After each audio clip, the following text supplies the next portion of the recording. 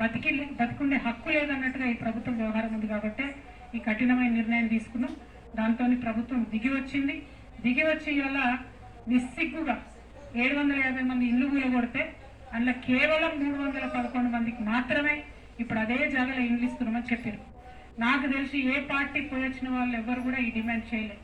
కేవలం సంయుక్త పోరాటాలకు దిగిన తెలంగాణ జాగృతి ధర్మ సమాజ్ పార్టీ మాత్రమే ఈ డిమాండ్ చేసింది. మీరు ఎక్కడ కూలగొట్టిందో అక్కడనే జాగా ఇవ్వాలి. మీరు జాగా కాదు ఇల్లు గుంజుకున్నారు, వాళ్ళది ఇల్లు కట్టియాలన్న. ఇవాళ బట్టి విక్రమార్క గారు చెప్తున్నారు రేపు జాగా ఇస్తారంట, డిసెంబర్ 9 నాడు ముఖ్యమంత్రి గారు వచ్చి గృహప్రవేశం చేపిస్తారట. ఒకటే క్వశ్చన్ అడుగుతా ఉన్నా నేను, మీరు ఏదైతే ఇవాళ టోకెన్లు ఇచ్చిండ్రో అది ఎందుకు కూడా వన్కిరాని కాగితం, ఆ కాగితం నేను చూసిన. మీరు అక్కడ లేఅవుట్ చేసి physical position of the property panchnama చేసి ఇచ్చేంత వరకు కూడా అది ఎందుకు పనికిరాని టోకెన్గానే ఉంటుంది. కాబట్టి ప్రభుత్వాన్ని నేను డిమాండ్ చేస్తున్నా, మళ్ళీ మీరు ఏదో కాలాన్ని వెలుగుచ్చి మసిబూసి మారేడుకాయ చేసి వీళ్ళని ఏదో పక్కదోవ పట్టిద్దాం అనుకుంటే చూస్తూ ఊరుకునేది లేదు.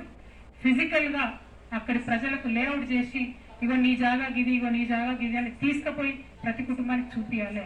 ఇక్కడ ఇంకొకటి విషయం, ఆ పేదవాళ్ళైనా సరే వాళ్ళ జీవితాంతం కూడబెట్టుకున్నటువంటి డబ్బులతోని కొంతమంది 5 లక్షలతో ఇల్లు కట్టుకున్నారు, కొంతమంది 10 లక్షలతో ఇల్లు కట్టుకున్నారు, ఇంకొంతమంది 30 లక్షలతో ఇల్లు కట్టుకున్నారు. మరి ఇలా మొత్తం నేలమట్టం చేసిరు. మీరు అందరికీ 5 లక్షలు ఇస్తామంటున్నారు ఇందిరమ్మ ఇళ్ళ కింద. అది కూడా క్లారిటీగా చెప్తలేరు, మీకు మనసు వస్తలేదు. ఓన్లీ ఇలా టోకెన్స్ ఇచ్చినాం, ఇంకొక 100 మందికి బయట వేరే ఊర్లలో ఇచ్చినామని చెప్తున్నారు. సో ఇదంతా ఇష్యూని మీరు కాంప్లికేట్ చేస్తూ కూలగొట్టిన 750 మందిలో ఒక 50% మందికి మాత్రం మీరు చెప్పేటటువంటి న్యాయం జరుగుతున్నది. కానీ అది సంపూర్ణ న్యాయమా కాదా, అది ఆ బాధితులకు సమ్మతమా కాదా అనేటటువంటి విషయాన్ని కూడా మేము మళ్ళీ సంయుక్తంగా జస్టిస్ ఈశ్వరయ్య గారి ఆధ్వర్యంలో ఖచ్చితంగా ఒక ఫ్యాక్ట్ ఫైండింగ్ కమిటీ లాగా, ఒక నిజ నిర్ధారణ కమిటీ లాగా మళ్ళీ ఒక డేట్ మీడియా పరంగా ప్రకటించి ఖమ్మం వెళ్తాం, బాధితులతో ఇంటరాక్ట్ అవుతాం. వాళ్ళకి అక్కడ సంపూర్ణ న్యాయం జరిగిందనే విశ్వాసం ఉంటే మాత్రమే మొత్తం దీనికి ఒప్పుకుంటాం.